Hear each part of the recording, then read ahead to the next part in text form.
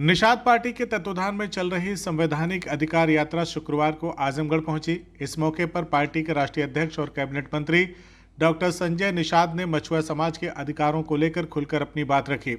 उन्होंने कहा कि ये यात्रा 27 जिलों को पार करते हुए अब 28वें जिले में पहुंची है, जिसका उद्देश्य मछुआ समाज को उनके संवैधानिक अधिकारों के प्रति जागरूक करना है। डॉक्टर संजय निषाद ने बताया कि मछुआ समाज को अभी तक अनुसूचित जनजाति के तहत आरक्षण का लाभ नहीं मिला है। उन्होंने कहा कि उनकी लड़ाई जारी रहेगी। उन्होंने भाजपा पर निशाना साधते हुए कहा कि यदि मछुआ समाज को आरक्षण का लाभ नहीं दिया गया तो भाजपा को इसका खामियाजा भुगतना पड़ सकता है। 2024 के लोकसभा चुनाव में मछुआ समाज के इंडिया गठबंधन के साथ जाने का जिक्र करते हुए उन्होंने कहा कि भाजपा को समाज के इस रुख का नुकसान उठाना पड़ा। वहीं अधिकारियों पर निशाना साधते हुए कैबिनेट मंत्री संजय निषाद ने कहा कि कुछ अधिकारी ऐसे हैं जो सरकार की छवि खराब करने का काम कर रहे हैं। उन्होंने चेतावनी देते हुए कहा कि ऐसे अधिकारियों के खिलाफ कार्रवाई की जरूरत है। उन्होंने कहा कि निषाद पार्टी हमेशा अपने गठबंधन के साथ मजबूती से खड़ी रहती है, लेकिन भाजपा में सब कुछ ठीक नहीं चल रहा है। डॉक्टर संजय निषाद ने लोकसभा चुनाव में भाजपा की नीतियों पर सवाल उठाए।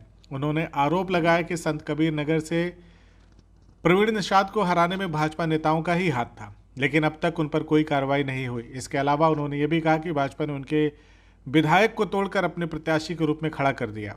उन्होंने स्पष्ट किया कि निषाद पार्टी को ना तो भाजपा से सीट दी जा रही है और ना ही सिंबल, जिससे पार्टी और मछुआ समाज में नाराजगी है। डॉक्टर संजय निषाद ने कहा कि भाजपा को मछुआ समाज को अनुसूचित जनजाति का आरक्षण देना होगा। यह समाज लंबे समय से अपने अधिकारों के लिए संघर्ष कर रहा है। उन्होंने कहा कि जब समाजवादी पार्टी ने निषाद समाज के लिए दरवाजे बंद कर दिए तब उनकी पार्टी ने भाजपा का साथ दिया, लेकिन अब भाजपा को समाज के हितों पर ध्यान देना होगा, अन्यथा मछुआ समाज का मोह भंग हो सकता है। कैबिनेट मंत्री ने अपनी प्रतिबद्धता को दोहराते हुए कहा कि उनकी पार्टी मछुआ समाज को उनके संवैधानिक अधिकार दिलाने के लिए लगातार संघर्ष करती रहेगी।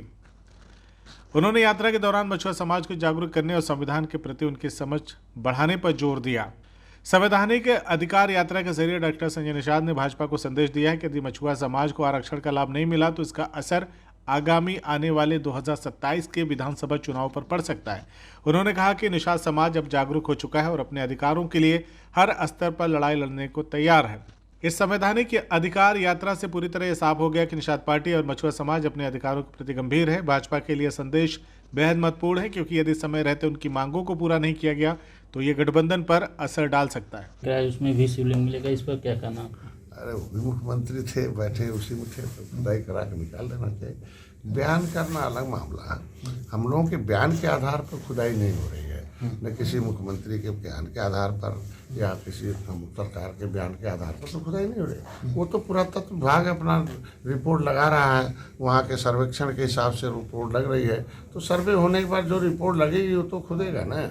आखिर मान लीजिए कौन आदमी है, देखिए इतिहास विरासत होती, विरासत पूंजी होती, पूंजी भविष्य होती है। अगर हमारे भारतीय सभ्यता की विरासत हमें वापस आ रही है तो उसमें पेट में दर्द क्यों हो रहा है? डॉक्टर साहब, जिस तरह से आप असंतुष्ट लग रहे हैं, अगर 27 तक यही सम्मान नहीं मिल पाया तो क्या रास्ता अलग हो जाएगा? नहीं, मैं असंतुष्ट नहीं हूँ, मेरा समाज असंतुष्ट है, क्योंकि इनका हिस्सा लेदरमैन खा रहा है, इनका हिस्सा मिल्कमैन खा रहा है। कि जब हम दिल्ली की अनुसूचित जाति की सूची में मझवार सुरक्षित है और हम गिनती 61 में 1961 में 70 लाख थे, मुख्यमंत्री जी ने पत्र लिख दिया आरजीआई को, बताया जा कि केवट मल्ला के आरजीआई ने लिख दिया केवट मल्ला मझवार है, अनुसूचित जाति के हकदार हैं, और उन्होंने ऊपर भेज दिया सामाजिक न्याय मंत्रालय। तो ये तो लटकाने वाली बात हो गई ना।